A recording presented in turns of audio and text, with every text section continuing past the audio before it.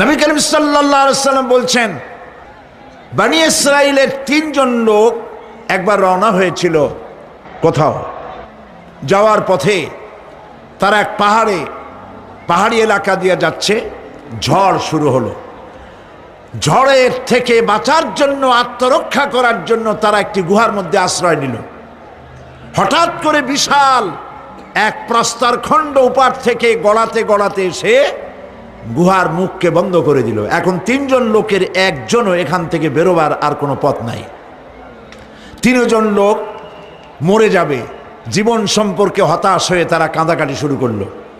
মুরব্বী যিনি ছিলেন তিনি বললেন, কান্দাতে কোনো লাভ নাই, মরবো তো বটেই, কিন্তু আসো নেক আমল করে যদি কিছু থাকি, আল্লাহকে ভয় করে কোন আমল যদি করে থাকি, চলো সেই আমলটা দিয়ে আল্লাহ পাকের কাছে ওসিলা দিয়ে মাপ চাই।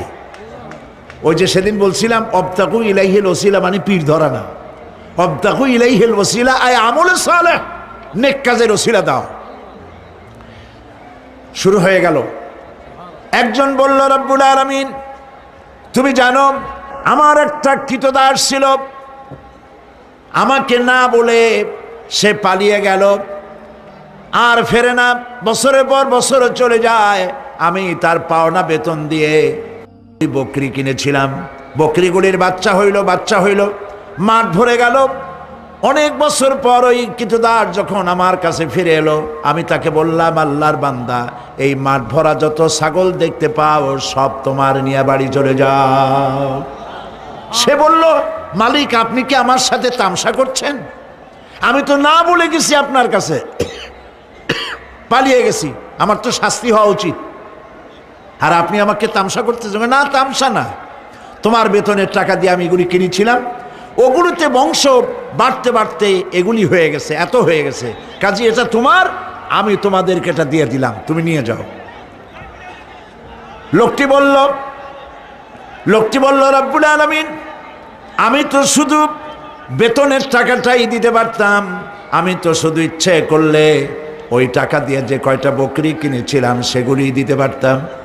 আমি তা না করে তার বেতনের টাকার সবগুলি টাকা দিয়ে যত ছাগল হলো, বকরি হলো, সব দিয়ে দিলাম। এই কাজটা যদি আল্লাহ তোমারে ভয় করে করে থাকে, মেহেরবানি করে এই পাথরটা সরাইয়া দাও। নবীজি বলছেন, আল্লাহ রাব্বুল আলামিন সঙ্গে সঙ্গে তার আপন কুদরতে পাথর সরাই দিলেন, কিন্তু মানুষ বেরোবার মতো পথ তখনও হলো না, অল্প একটু জায়গা সরেছে। আর একজন বলল, রাব্বুল আলামিন তুমি জানো আমি এক সুন্দরী যুবতী নারীর প্রতি আকৃষ্ট হলাম, তাকে আমি কুপ্রস্তাব দিলাম, কোনো ক্রমে রাজি করতে পারি নাই, বহু টাকার বিনিময় আমি যখন তাকে রাজি করেছি, আর নির্জন জায়গায় যখন আমি তাকে উপভোগ করতে যেতেছি, তখন ওই যুবতী মেয়ে আমাকে বলল, আল্লাহর বান্দা তুমি আল্লাহরে ভয় করো, দুনিয়ার কেউ দেখতেছে না, আল্লাহ দেখতেছে, আল্লাহরে ভয় করো। আর রব্বুল আলামিন আমার দীর্ঘদিনের এই আশা, এত টাকা দিলাম, এর বিনিময়ে আমি যখন আমার কুপ্রবৃত্তিকে চরিতার্থ করতে যাব, এমন সময় যখন ওই মহিলা যখন বলল আল্লাহরে ভয় করো, তোমার ভয় আমার মনের মধ্যে এতটা গালিব হয়ে গেল, আমি এটাকে ছেড়ে দিয়ে তওবা করে দূরে পালাইয়া গেলাম। আয় আল্লাহ তাআলা, এই কাজটি যদি তোমাকে ভয় করে করে থাকি, তাহলে তুমি মেহেরবানি করে পাথরটারে সরাইয়া দাও। নবীজি বলছেন, সঙ্গে সঙ্গে পাথর আরো একটু সরে গেল, কিন্তু তখনও মানুষ বেরিয়ে যাওয়ার মতো পথ হয় নাই। তৃতীয় ব্যক্তি বলল, রব্বুল আলামিন তুমি জানো আমি গরিব মানুষ, কয়েকদিন পর্যন্ত বহু চেষ্টা করেও কিছু সংগ্রহ করতে পারি নাই, ছেলে মেয়ে না খাওয়া, আমার বুড়ি মা না খাওয়া, আমার স্ত্রী না খাওয়া, সারাদিন কাজ করে কিছু পাই নাই। যখন আমি বাড়ি ফিরলাম গভীর রাত্রে, স্ত্রী জিজ্ঞেস করলো কিছু পেয়েছো নাকি? আমি বললাম কিছু পাই নাই। স্ত্রী তখন আমাকে বলল, আমার যে বকরি ছিল ওই বকরি দহন করে সামান্য একটু দুধ, 1 গ্লাস দুধ গরম করে রেখেছি, তোমার মায়েরে দেই নাই, বাচ্চাদের দেই নাই, আমি নিজে খাই নাই, তুমি কষ্ট করেছো, তুমি খাও। লোকটি বলল, রব্বুল আলামিন আমার ওই দুধের গ্লাস হাতে নিয়ে স্ত্রীর ক্ষুধার্ত চেহারা দেখে আমার মনের মধ্যে মায়া ঠিকই হলো, কিন্তু দুধ আমি তারে দিলাম না। আমার কলিজার টুকরা সন্তানগুলির দিকে ক্ষুধাকৃষ্ট চক্ষু কুটরাগত ক্ষুধার জ্বালায় অস্থির বাচ্চাগুলি, তাদের দিকে তাকালাম, বেদনায় কলিজা ভরে উঠল, দুধ আমি তাদেরও দিলাম না। এবার চলে গেলাম আমার মায়ের রুমে, যে দেখলাম আমার বুড়ি বাপ 2-3 দিন অনাহারে, মা আমার ক্ষুধায় পড়ে আছেন বিছানায়। আমি আমার সন্তানের দিকে তাকালাম, আমার স্ত্রীর দিকে তাকালাম, নিজেরও পেট, আমার পেটেও দারুণ ক্ষুধা, কাউকে দুধ দিলাম না। আমার মায়েরে ঘুমের থেকে জাগাইয়া পাশে বসাইয়া সবটুকুন দুধ আমার মায়েরে খাওয়াইয়া দিয়েছিলাম। রব্বুল আলামিন, এই কাজটি যদি আমি তোমাকে ভয় করি করে থাকি রব্বুল আলামিন, তাহলে মেহেরবানি করে পাথরটা সরাই দাও। আমার নবীজি বলছেন, সঙ্গে সঙ্গে পাথরটি গুহা মুখ থেকে সরে গেল।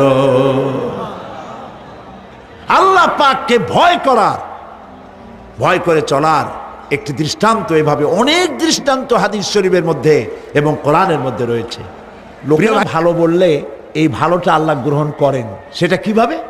আপনি তো জোর করে আদায় করছেন, মানুষের জিজ্ঞেস করছেন লোকটা কেমন, তার কাছে যে টাকা পাবে, তারে যে গাইলাইছে, তারে যে মারছে, সেও বলবে ভালো। এত মানুষের মধ্যে উল্টা করিয়া সে জান নিয়ে ফেরবে কেমনে? কিন্তু আসল কথা কোনটি? আসল কথা হলো, একটি লোক মারা গেছে, কেউ জিজ্ঞাসা করে নাই, কানে আসা মাত্রই একজনের মুখ থেকে বেরিয়ে গেল, আহারে লোকটা বড্ড ভালো ছিল। এইটা আল্লাহ গ্রহণ করবেন, সুবহানাল্লাহ, এটাই আল্লাহ গ্রহণ করবেন। সেই জন্য এই কাজগুলি হতে হবে তাকওয়ার ভিত্তিতে, আল্লাহকে ভয় করতে হবে ফিস সিররি ওয়াল আলানিয়া, এটি প্রকাশ্যে এবং গোপনে সর্বাবস্থায় কলিজার মধ্যে ভয় থাকবে কার? চিল্লায় বলতে হবে কার? আল্লাহ ছাড়া কাউকে ভয় করি না, মনে থাকবে। আল্লাহ ছাড়া কাউকে ভয় করব না, আল্লাহ ছাড়া এত কাউকে ভালোবাসবো না। সব থেকে ভালোবাসবো কারে? আল্লাহকে। ভয় করব কারে? আল্লাহ পাককে। আল ঈমানু বাইনাল খাউফি ওয়ার রাদা, ঈমান হচ্ছে দুটি জিনিসের মধ্যে, ঈমান এবং আশা। ঈমান এবং আশা, ভয় এবং আশা, ভয় এবং আশা, এই দুইটার মধ্যে হলো ঈমান। হযরত ওমর রাদিয়াল্লাহু তাআলা আনহু কিয়ামতের দিন তিনি বলেন, কিয়ামতের দিন আল্লাহ রাব্বুল আলামিন যদি বলেন পৃথিবীর সমস্ত মানুষ জান্নাতে চলে যাবে, একটা মানুষ মাত্রই জাহান্নামে যাবে, আমি আল্লাহ পাককে এত ভয় পাই, হতে পারে সেই ব্যক্তি আমি ওমরও হয়ে যেতে পারি। আর যদি কিয়ামতের দিন আল্লাহ রাব্বুল আলামিন বলেন একটি মাত্র মানুষ জান্নাতে যাবে আর সব জাহান্নামে যাবে, আমি আমার আল্লাহকে এত আশা করি, এতই তার উপরে আশা রাখি যে সেই ব্যক্তি আমি ওমর হয়ে যেতে পারি। ভয় এবং আশা, এই দুটির ভিতরেই হয়েছে ঈমান। এই ধরনের পৃথিবীতে আল্লাহকে ভয় করে যারা চলবে, যা পাইল ওর উপরে নিজেকে সীমাবদ্ধ রাখলো, বাড়াইল না। প্রিয় ভাই সব, রমজান মাস আসছিল আবার চলেও গেল, ঠিক কিনা? কি জন্য আসছিল? আমরা যেন ইফতারিতে জম্মের খাওয়া খাইতে পারি, এই জন্যে। রমজান মুবারকে সারাদিন রোজা রেখে ইফতারিতে মানুষ যা খাইল, সুবহানাল্লাহ। পেঁয়াজি, সুবহানাল্লাহ, পিছন থেকেও বলতেছে, পেঁয়াজি, বেগুনি, ছোলা, মুড়ি, তরমুজ, আম, কাঁঠাল, এত খাওয়া খাইলো। কয় যে হুজুর এত ক্ষুধা লাগে ইফতারের সময়, মনে হয় খাওয়া যদি যাইতো তাহলে জগ আর গেলাসও খাইতাম। তাহলে সারাদিন যা না খাইছিল ওইটা ওইখানে আদায় করে নিল। আচ্ছা, রোজা কি আসছিল আপনার এই ইফতারির মজা খাওয়াবার জন্য? কি জন্য আসছিল বলেন তো একটু? তাকওয়া। বলেন কি জন্যে? তাকওয়া সৃষ্টি করার জন্য। সারা জীবন রোজা রাখলাম, মুত্তাকি হইতে পারলাম না, ঠিক কিনা? রোজার দিনে মানুষ মিথ্যা কথা বলে না, ঠিক কিনা? সব সময় মিথ্যা বলে। এই লোকটিও যদি দিনের বেলায় কোনো লোক আসে এমন যার সাথে মিথ্যা বলাই লাগে, বলে যে ভাই এখন আমি খুব বিজি, মাগরিবের পরে আসো। তাহলে বোঝা গেল লোকটা ভয় করছে, একটু একটু হইলেও ভয় করছে। রোজা আসলো ভয় সৃষ্টি করার জন্য, ভয় করতে পারলাম না। ওজনে কম দিলাম, খাদ্যে ভেজাল দিলাম, মিথ্যা কথা বললাম সমানে। প্রিয় ভাই সব, আল্লাহরে ভয় করুন। যারা ব্যবসায়ী ওজনে কম দিয়া প্রতিদিন 5 গ্রাম, আগে তো 6 টাকা বলতাম আমরা, এখন কি বলে গ্রাম, 20 গ্রাম 14 গ্রাম। তো এই যে গ্রাম, 500 গ্রাম, নানান রকমের গ্রাম, এই কয় গ্রাম করিয়া জীবনে কয় মন বাঁচাবেন, কয় মন বাঁচাবেন? আর এর দ্বারা আপনার হবে কি? মাপে কম দিলেন, ওজনে কম দিলেন, খাদ্যে ভেজাল দিলেন, চাউলে ভেজাল, ঘিতে ভেজাল, তেলে ভেজাল, সমানে দিতে থাকলেন। আহারে, যাওয়ার সময়, মৃত্যুর সময় সাথে কিছু নিয়ে যেতে পারবেন? পারবেন না। এখানে আল্লাহ পাককে ভয় করুন। ব্যবসায় বরকত দেওয়ার মালিক কে? জোরে বলেন কে? আল্লাহ রাব্বুল আলামিন বরকত দেওয়ার মালিক। এইটা বিশ্বাস করে আল্লাহকে ভয় করুন। ব্যবসায়ী ভাইরা নিয়ত করুন, ওজনে কম দেব না, খাদ্যে ভেজাল দেব না, মিথ্যে কথা বলবো না। এই তাফসীর শোনার দাম হবে। যারা চাকরি করেন তারা ওয়াদা করুন, সরকার যে বেতন দেয় সেই বেতন দিয়ে যেমন করে হোক কষ্ট করে জীবন যাপন করতে হলেও করব, হারাম ঘুষ খাবো না। এটাকে আপনাকে বুঝতে হবে এইভাবে। পুলিশ দেখে না, এন্টি করাপশন ডিপার্টমেন্ট দেখে না, গোয়েন্দা বিভাগের কেউ দেখে না, কিন্তু আল্লাহর চোখে ফাঁকি দেওয়া যাবে না। এটার নাম হলো তাকওয়া। এই আল্লাহকে ভয় যদি করতে পারি তাহলে পরিচয় হবে মুত্তাকি। আর কোরআন আসছে মুত্তাকিদের জন্য। ইবাদত করলে পরে তাকওয়ার সৃষ্টি হবে, রোজা রাখলে পরে তাকওয়ার সৃষ্টি হবে। আল্লাহকে ভয় করাটার নামই হলো তাকওয়া। এই তাকওয়া যারা করবে, আল্লাহরে ভয় করবে, সেই বান্দাদের জন্য আল্লাহ পাক বলছেন, কি বলছেন? ইন্নালিল মুত্তাকিনা মাফাজা। এই মুত্তাকিদের জন্যই রয়েছে বিরাট সাফল্য কিয়ামতের দিন। সুবহানাল্লাহ। আল্লাহ পাক এদেরকে জান্নাত দিবেন। কি দিবেন বলেন? এমন এক জান্নাত দিবেন, কোরআনে কারীমের মধ্যে আল্লাহ পাক এই পৃথিবীর বুকে যারা আরামের টাটকা সুখগুলি, আরামগুলি যারা বর্জন করে আল্লাহ রাব্বুল আলামিনকে বিশ্বাস করে যারা জীবন পরিচালনা করেছে, আল্লাহ পাক তাদের জন্য জান্নাত রেখেছেন। এবং তাদের জন্য বলছেন, সাবিকু ইলা মাগফিরাতিম মির রাব্বিকুম ওয়া জান্নাতিন আরদুহা কাআরদিস সামাই ওয়াল আরদ উইদ্দাত লিল্লাযীনা আমানু বিল্লাহি ওয়া রাসূলিহি। আল্লাহ পাক বলেন, প্রতিযোগিতা করো আল্লাহর মাগফিরাত কামনার জন্য আর জান্নাতে যাওয়ার জন্য প্রতিযোগিতা করো।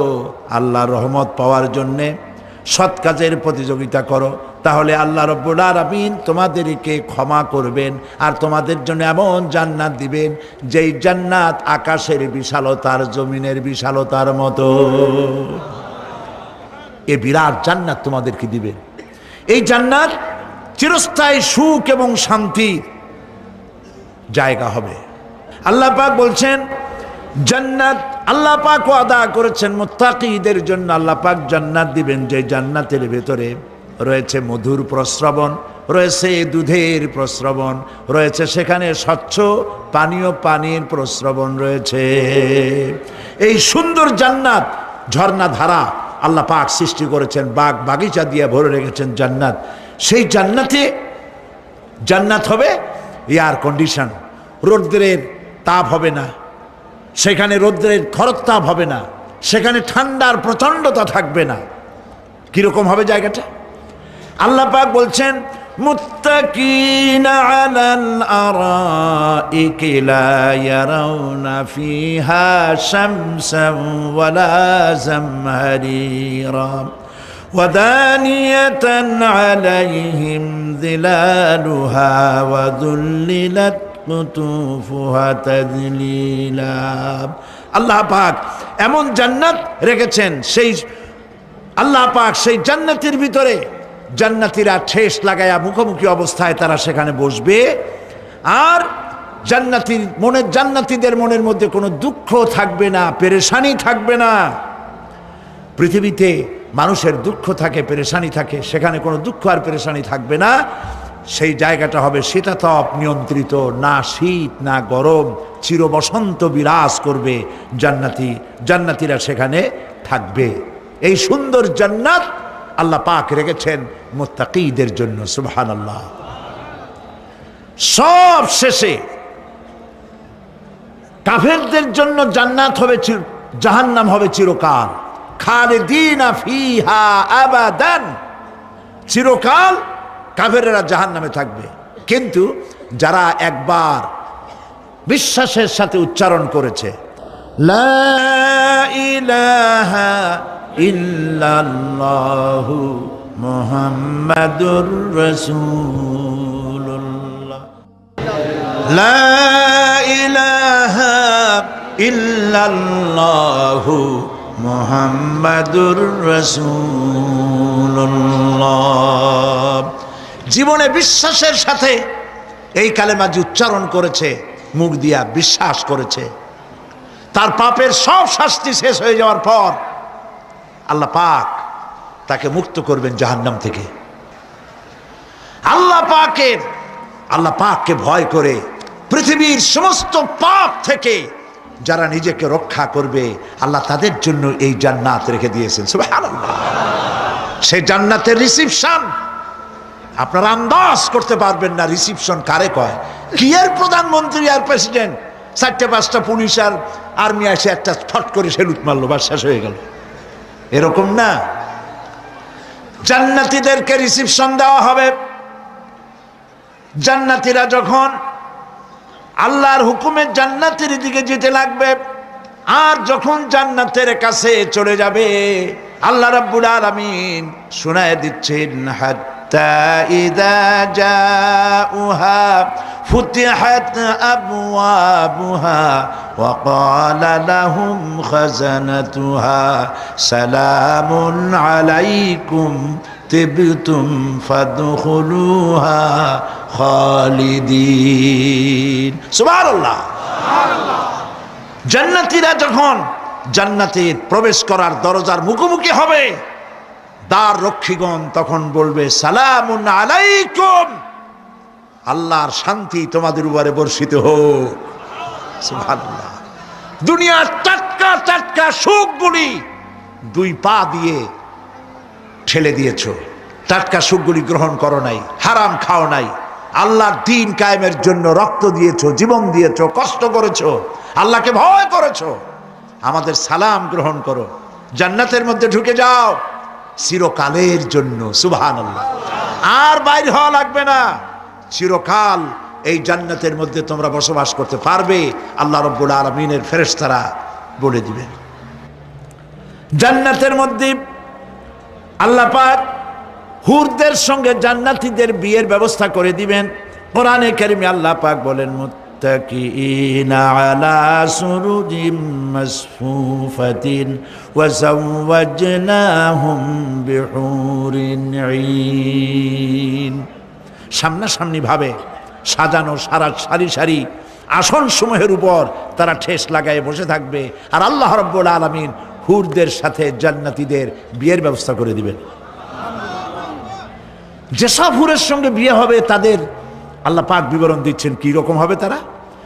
লাম ইয়াতমিসহুন্না ইনসুন ওয়ালা জান, এর পূর্বে জিন এবং ইনসান এদেরকে কেউ স্পর্শ করে নাই।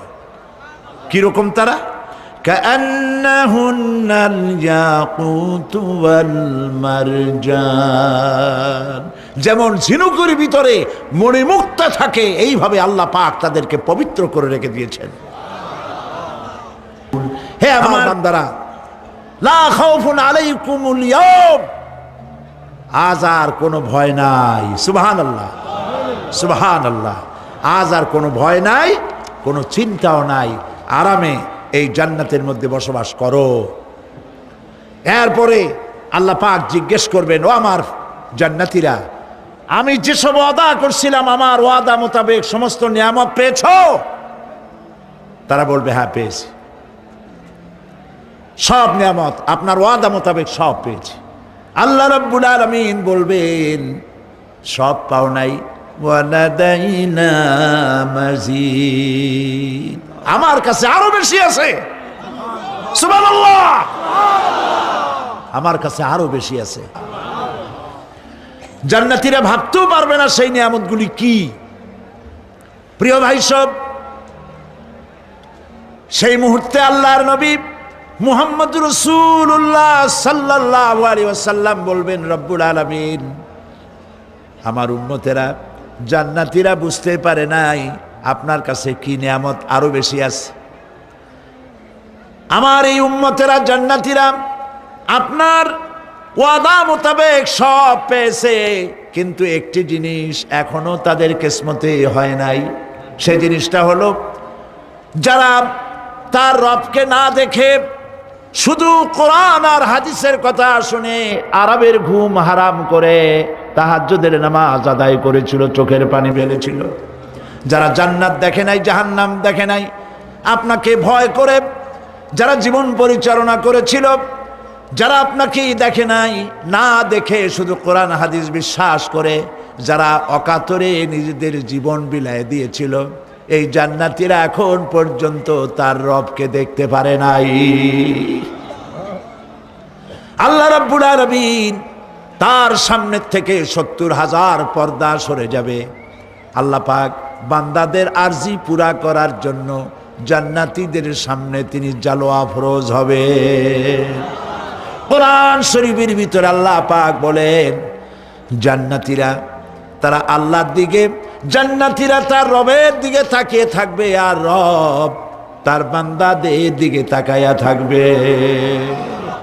প্রাণ ভরে জান্নাতীরা রবকে দেখবে, সুবহানাল্লাহ, আল্লাহ পাককে দেখবে।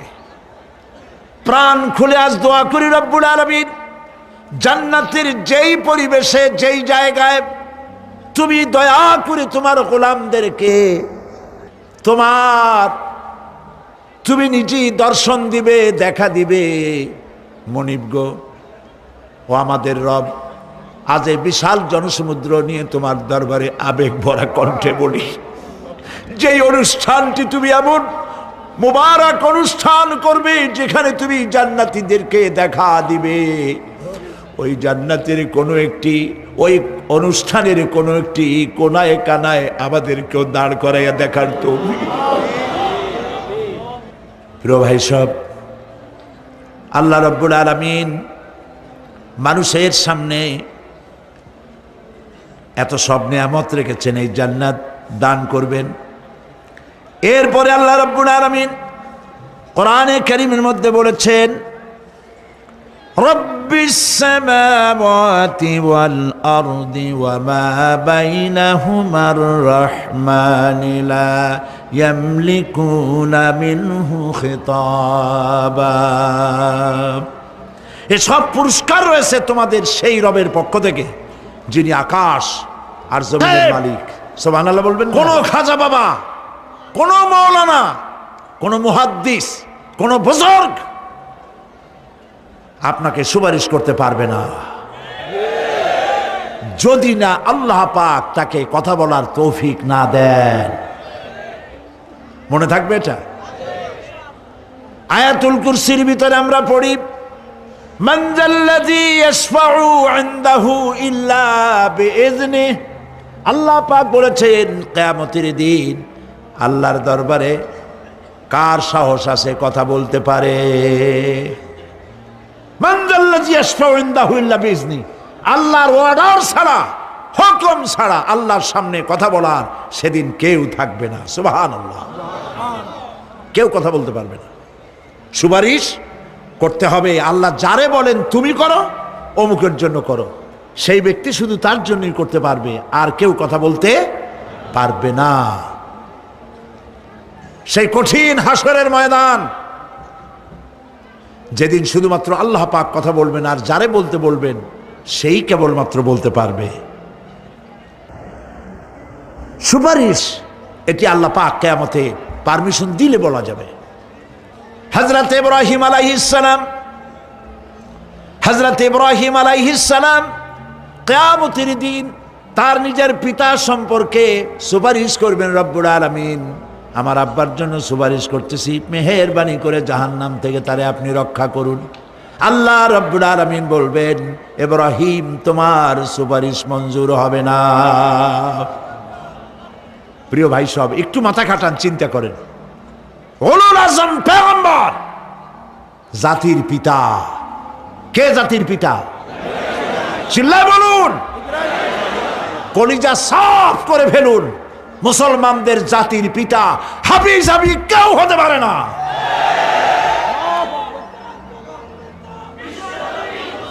মিল্লাতা আবিকুম ইব্রাহিম, ইব্রাহিম আলাইহিস সালাম এই মিল্লাতের পিতা। সুবহানাল্লাহ। হযরত ইব্রাহিম আলাইহিস সালাম কিয়ামতের দিন বলবেন, আল্লাহ আমার আব্বার জন্য সুপারিশ করছি। আল্লাহ পাক বলবেন মঞ্জুর হবে না। আজর তোমার পিতা হতে পারে, কিন্তু আমার খলিলকে আগুনে ফেলার জন্য নমরুদকে সে সহযোগিতা করেছে, আমি তোমার পিতাকে ক্ষমা করব না। নবী করিম সাল্লাল্লাহু আলাইহি সাল্লামকে সাহাবায়ে কেরাম জিজ্ঞেস করেছেন, হে রাসূল আপনার আব্বা এবং আম্মার অবস্থা কি হবে? নবী করিম সাল্লাল্লাহু আলাইহি সাল্লাম কেঁদে ফেলেছেন, সব বলেছেন আমি তাদের কোনো উপকারে আসব না। আল্লাহু আকবার। আপনি মনে করছেন নাকি যে ইয়া নবী সালাম আলাইকা বলি অমনি নবী সুপারিশ পাবেন?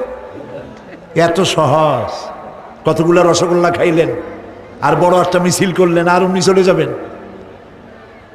পৃথিবীর সব মানুষ, সাহাবায়ে কেরাম বাদ দেন, পৃথিবীর সমস্ত মানুষ একত্রিত হয়ে আবু তালেব রাসূলুল্লাহকে যে ভালোবেসেছেন, ওর 1000 ভাগের 1 ভাগও সারা দুনিয়ার মানুষ রাসূলুল্লাহকেই ভালোবাসতে পারবে? পারবে? নিজের ছেলে আলীকে, আলী রাদিয়াল্লাহু তাআলা আনহুকে আলাদায় বিছানায় শোয়াইয়া, ছোট্ট মানুষ হযরত আলী আলাদা জায়গায় রাখিয়া মুহাম্মদুর রাসূলুল্লাহ সাল্লাল্লাহু আলাইহি ওয়াসাল্লাম এতিম মানুষ তারে কলিজার সাথে বুকের মধ্যে আশ্রয় করে দিয়ে আগলে রেখেছেন বুক ভরে। সেই আবু তালেব মৃত্যুর সময় নবী করিম সাল্লাল্লাহু আলাইহি ওয়াসাল্লাম বলেছিলেন, চাচা একটি বার আমার কানে তাওহীদের কালেমা শোনায় দেন। আবু তালেব তার কিসমতে ছিল না কালেমা। মরে যাওয়ার পর একজন সাহাবী বলেছিলেন, ইয়া রাসূলুল্লাহ মৃত্যুর সময় আবু তালেবের মুখ আমি নড়তে দেখেছি, তিনি কালেমা পড়েছেন সম্ভবত। রাসূলুল্লাহ সাহেব বলেছেন আমি শুনি নাই। এত ভালোবাসার পরেও হাদিস শরীফে এসেছে আবু তালেব জাহান্নামে যাবে। কোথায় যাবে? জাহান্নামে। সবচাইতে কম আযাব হবে কার? আবু তালেবের। কম আযাবটা কি? হাদিস শরীফে এসেছে কম আযাব হলো জাহান্নামের আগুন দিয়ে এক জোড়া জুতা তৈরি করে আবু তালেবের পায়ে পরিয়ে দেওয়া হবে। সেই জাহান্নামের আগুনের তৈরি করা জুতার তাপে আবু তালেবের মাথার ঘিলুগুলো টকবক করে বউ পড়তে লাগবে। এত ভালোবেসে যদি কিয়ামতে উপায় না হয়, আপনি ইয়া নবী সালাম আলাইকা, ইয়া রাসূল সালাম আলাইকা আর কতগুলো জিলাপি খাইলেন, বড় একটা মিছিল করলেন। প্রিয় ভাই সব, এইসব বেদাত ছাড়ুন, এগুলি সুস্পষ্ট বিদআত। রাসূলুল্লাহকে ভালোবাসবেন, সাহাবীরা যেভাবে ভালোবেসেছেন ওইভাবে ভালোবাসবেন।